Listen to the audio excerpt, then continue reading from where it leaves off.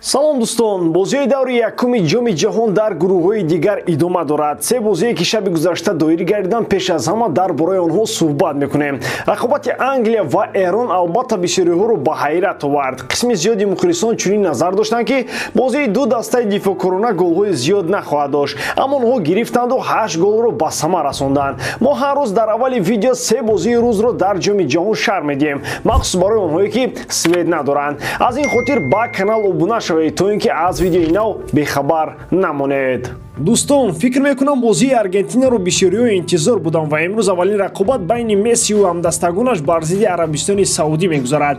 Ба ғайр аз ин бозӣ моро имшаб боз се рақобати дигар интизор аст ва шумо метавонед ҳамаи бозиҳои ҷоми ҷаҳонро бо 1x ҷолибтар кунед. Дар он ҷо регистратсияи осон, пур кардани маблағ аз тамоми гӯшаву канори дунё, вале аз ҳам муҳим, бонус то ҳаҷми $100 дар аввалин пардохт бо промокоди AMG 0777. Ссилкаи бозӣ дар комментария. Ба ҳама муваффақият.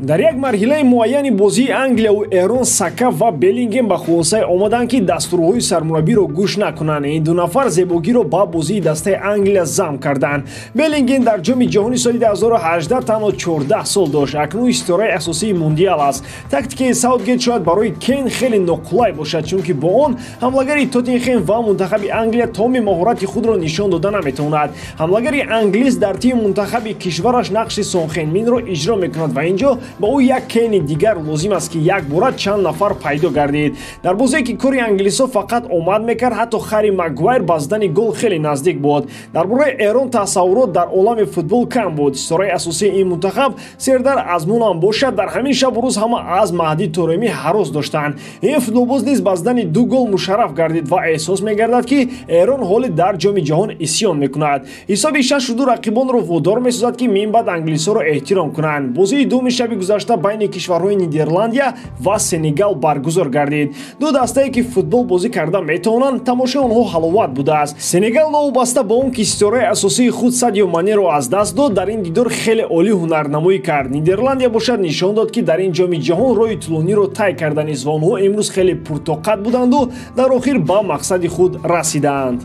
Барои Нидерландия ҳамин мундиал метавонад қиссаи зебо шавад. Ҳама барои сармураббиашон Луи ван Гал ки бемор мебошад бояд бозӣ кунанд. Гакпо ва Классен бо голҳояшон пирӯзии дастаи оранҷиёро таъмин карданд. Ҳар дуи голро ба виҷдони дарвозабони Сенегал Эдуард Менди ҳавола мекунем. Ӯро пас аз якним мавсими олӣ дар Челси чашмзахмии бад асар кардааст ки ба иштибоҳои дағал роҳ дод. Бозии севими шаби гузаштаи рақобатҳо дидори дастаҳои ИМА ва Уэлс буд. Амрикоиҳо дар сокери худ вақтҳои охир бозингарони хубро парварида истоданд. Яке аз онҳо Тимоти Веа аст, фарзанди легендаи Милан, дорандаи туби тиллоӣ ва президенти кишвари Либерия Ҷорҷ Веа тавонист голи якумро ба ҳадаф расонад. Вақте ки сухан дар бораи орзуву армони як футболбоз меравад, патриот будан қурбе нахоҳад дошт. Ин бозингар эҳсос мекунад ки шояд ҳеҷ гоҳ бо тими мунтахаби Либерия дар ҷоми ҷаҳон иштирок карда наметавонист. Аз ин хотир бо Амрико орзуи худи падарашро амалӣ кард. Дар ин рақобат намояндагони он сӯи уқёнус ба ғалаба наздик буданд, аммо гурги борондида Гарит Бейл ҳисобро баробар кард ва бозӣ мусовӣ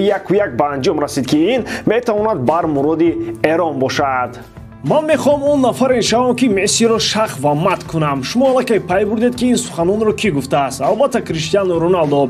Ӯ дар нишасти матбуотии мунтахаби Португалия ин андешаро иброз дошт. Дар баробари ин Криштиану атрофи муборизаи ҳамешагӣ бо Месси чунин гуфт: мехоҳам он бозингаре шавам ки ҳам дар шоҳмоз ва ҳам дар футбол Мессиро мот кунам. Ҳатто агар ман бо Португалия чемпионати ҷаҳонро бо ғолибият ба анҷом расонам, баҳсҳо атрофи кӣ беҳтар аст, Месси ё Роналдо, баҳс намешаванд. Баъзеҳо ба бозии Месси нигариста ҳаловат мебаранд ва қисми дигарашон бошад аз бозии ман кайф мекунанд. Ба баъзеҳо блондинкаҳо ва ба баъзеи дигар брюнеткаҳо писанд ҳастанд.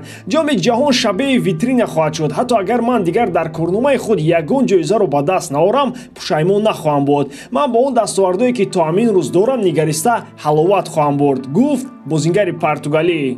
барои Роналдо ва Месси ин ҷоми ҷаҳон метавонад охирин мусобиқаи бузург шавад. Ҳарду дар гурӯҳҳое қарор гирифтанд ки аз онҳо имконияти баромадан аст. Месси бо Полша, Мексика ва Арабистони Саудӣ мубориза бурда, Роналдо бар муқобили Уругвай, Гана ва Кореяи Ҷанубӣ ба арсаи рақобат ворид мешавад. Барои статуси беҳтарин бозингари сайёра лозим аст ки яке аз ин ду футболбоз ҷоми ҷаҳонро бигирад. Месси дар баробари Роналдо ҳамчунин бо Марадона ҳам мубориза дорад. То одаме ки Лео ҷоми ҷаҳонро ба Аргентина набарад, қадру манзалаташ аз Марадона боло намешавад. Дар мавриди он акси шоҳмотбозӣ ҳаминро бояд бигӯем ки онҳо дар алоҳидагӣ акс гирифта буданд ва умуман он партияи бозиро мутахассисон вақте ки таҳлил карданд, маълум гардид ки натиҷааш мусовӣ аст. Килиан Мбаппе дар андеша иваз кардани дастаи худ аст. Гуфта мешавад ки ӯ аз роҳбарият хоҳиши онро кардааст ки дар моҳи январ ӯро ба фурӯш гузоранд. Бо чунин роҳ Мбаппе мехоҳад дастаи худро иваз кунад. Дар Фаронса маълум аст ки ягон даста аз ҷиҳати молиявӣ ва сатҳи худ қудрати ҷалби Мбапперо надорад. Дар кишварҳои дигар чунин дастаҳо зиёданд. Аз ҷумла айни ҳол топҳои Англия талоши харидани Мбапперо доранд. Гуфта мешавад ки яке аз номзадони асосӣ барои ҷалб кардани ҳамлагари фаронсавӣ ин дастаи Манчестер Юнайтед мебошад.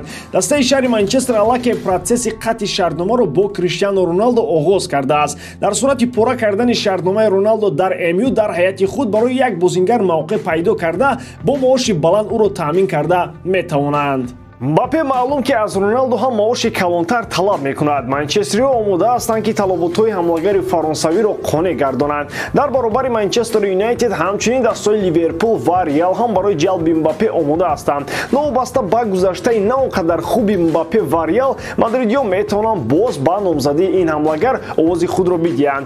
Аз ҳама мушкилтар ҷалб кардани Мбаппе ба Ливерпул менамояд. Дастаи мазкур аз ҷиҳати молиявӣ устувор ҳам бошад, ба мисли Манчестер Юнайтед ва Реал барои харидани ситораҳои номошно маблағҳои ҳангуфт сарф намекунад.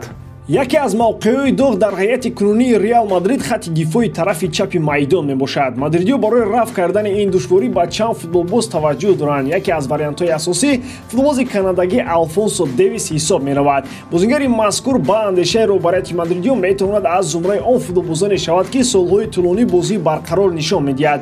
Чунин хулоса аз он бароварда шудааст ки Девис солҳои тӯлонӣ дар сафи Бавария бозии устувор дорад.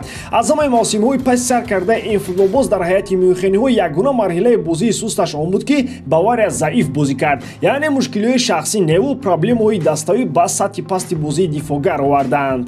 Футболбози хатти дифоъ дар ҳайати мунтахаби Канада ҳам бозии олӣ нишон дода барои рохати ҷоми ҷаҳонро гирифтан кӯмаки зиёд кард. Шартномаи ӯ бо дастаи кишвари Олмон тобистони соли 2025 ба анҷом мерасад. Гуфта мешавад ки Алфонсо нияти тамдид кардани қарордодашро надорад. Реал Мадрид маҳз ҳамин вазъиятро истифода карда хоҳиши харидани Девисро дар равзанаи тобистона дорад. Агар дар ин масъала мушкилиҳои зиёд пайдо шаванд, пас варианти эҳтиётӣ барои мадридиҳо тамдид кардани шартномаи Ферланд дида мешавад. Арзиши Алфонсо Девис 70 миллион евро гуфта мешавад. Ба ҳамин тамом, бори дорам ки эҷодкорӣ ман ба шумо писанд меояд. Лайк, комментария ва дар канал обуна шуданро аз ёд набароред. Бо шумо мисли ҳар вақта Муҳаммад Гайров. Хай бародарон, дар паноҳи Аллоҳ.